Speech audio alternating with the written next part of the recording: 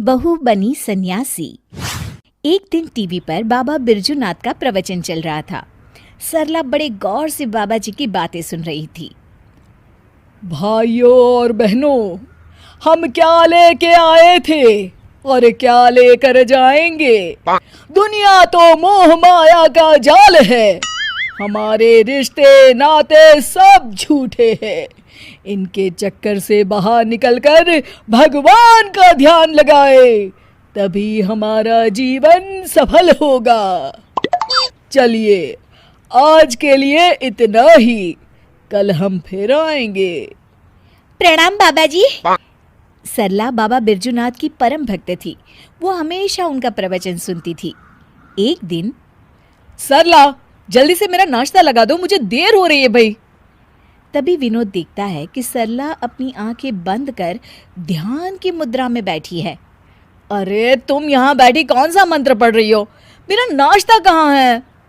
सरला अपनी आंखें खोलती है और मुस्कुराकर जवाब देती है, क्रोध मनुष्य का सबसे बड़ा दुश्मन है, उस पर काबू करना सीखिए स्वामी। अरे ये स्वामी कौन है? मेरा नाम तो विवेक है, भूल गई क्या? और कब से भूखा बैठा हूँ, चलो ना मेरे लिए जल्दी से नाश्ता बनाओ ना तुम। नाश्ता आप खुद बना लीजिए, इस वक्त मैं भगवान का ध्यान कर रही हूँ। विनोद चिढ़ जाता है। अरे यहाँ कोई मजाक चल रहा है? ये कैसे उटपटांग बातें कर रही हो तुम? मैंने तुमसे कितनी बार कहा है कि ये बाबा लोगों के प्रवचन ज्यादा मत देखा करो। खैर, तुम्हें तो मैं शाम को देख लूंगा, अभी मुझे देर हो रही है। उसी शाम सरला की सास, अरे बहू, कहाँ मर गई थी है? घर में इतना काम पड़ा है और तू है कि बाहर सैर सपाटा कर रही है।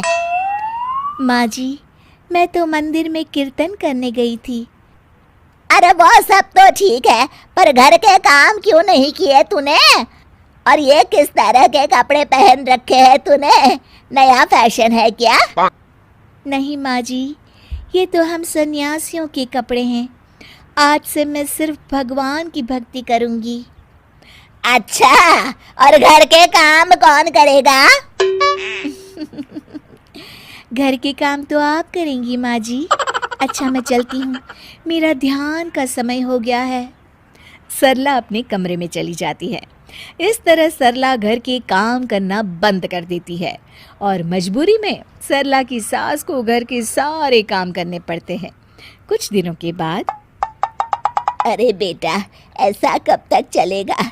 इस बुढ़ापे में सुबह से शाम तक काम कर कर के लगता है मैं तो बहुत जल्द भगवान को ही प्यारी हो जाऊंगी। तुझे अपनी माँ की जरा भी चिंता नहीं है क्या? माँ, मेरी तो समझ में नहीं आता कि सरला का क्या करूं। एक बात बोलूं बेटा, जब से बहू सन्यासी बनी है तब से कुछ ज्यादा ही पेटू हो गई है। सारा दिन खाने का ऑर्डर देती रहती है। तभी दरवाजे पर सरला की सहेली कोमल आती है। नमस्ते माँ जी, सरला घर पर है क्या? हाँ है, अपने कमरे में।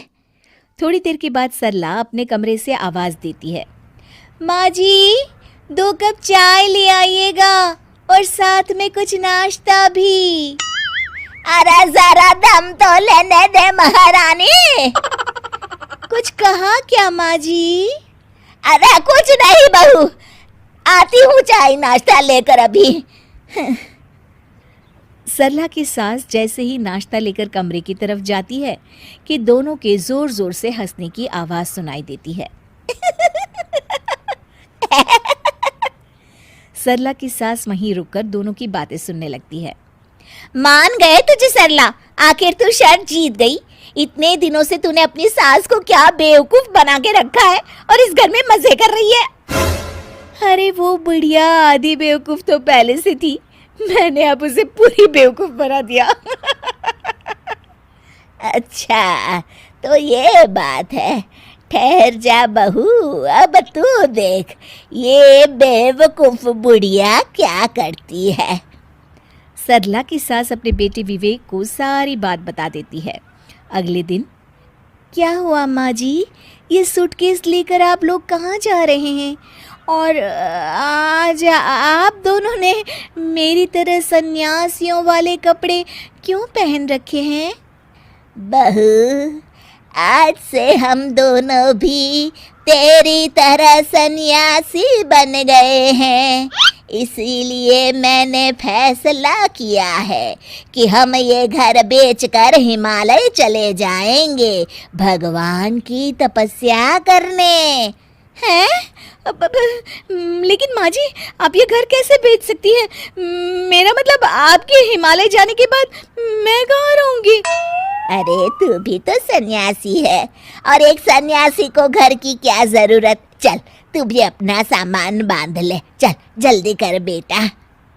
बाबा बिरजूनाथ बिल्कुल सही कहते हैं। ये घर बार रुपए पैसे सब मोह माया है, इसलिए तो मैंने आज से अपनी नौकरी भी छोड़ दी है। अरे वो बिरजू बाबा पागल है, उसकी सुन के आप दोनों ने इतना बड़ा कदम उठा लिया। क्या कहा बहू तूने? अपने सामने कोई और रास्ता न देख वो सच कबूल कर लेती है। मुझे माफ कर दीजिए माँ जी, मैं आज तक नाटक कर रही थी। अरे तो हम कौन सा सच में सन्यासी बन गए, हम भी तो नाटक कर रहे थे। माँ ने बिल्कुल सही कहा। अब तुम्हारे ड्रामे का पर्दा गिर चुका है सरला। चल बहू चल, जल्दी से झाड़ू उठा और घर की साफ सफाई में लग जा। उसके बाद खाना बनाने की तैयारी भी तो करनी है ना तुझे। हाँ हाँ जी माँ जी।